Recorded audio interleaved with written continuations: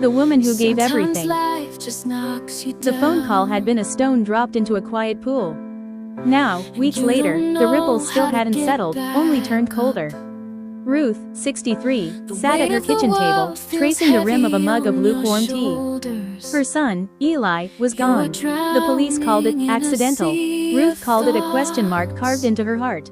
She looked at the bills spread out: medical, final arrangements. Eli's life, even in ending, felt like another weight on the ledger she'd been keeping since the day he was born. The ledger of invisible costs, late nights, deferred dreams, and finally, the slow, agonizing subtraction of his presence until only silence remained.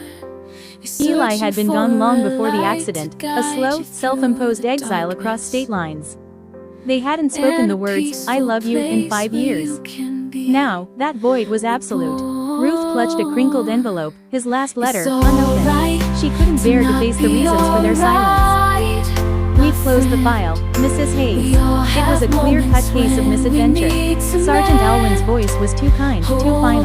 But Ruth kept seeing the one detail that didn't fit. The old, silver locket Eli always wore was missing. It had been her mother's, a token of a promise she'd long forgotten.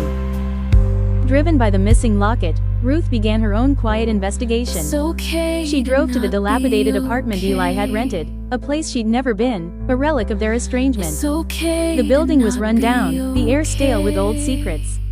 She was stepping into the shadow of his life. Inside, the apartment was sparse. On a small, dusty desk, she found a cryptic note scrawled on a napkin. "The payment is the memory." It meant nothing to her, but next to it was a small, well-worn book of fairy tales, the one she used to read to him.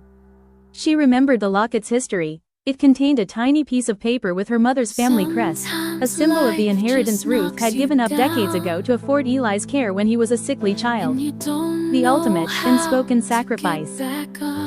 Ruth tracked down the last number Eli had called, leading her to a quiet, imposing solicitor's office downtown. The solicitor, a nervous man, recognized the family crest on the locket she described.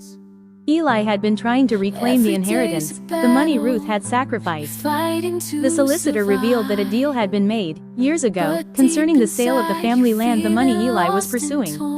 He'd been cornered by a ruthless developer the night he died, likely trying to exchange the locket for the papers.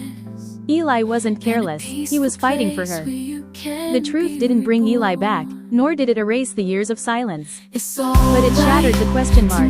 Ruth walked away from the quiet town, not with a file to close, but with an open book of her own. The woman who gave everything finally took one thing back, her voice, and the right to tell her own story.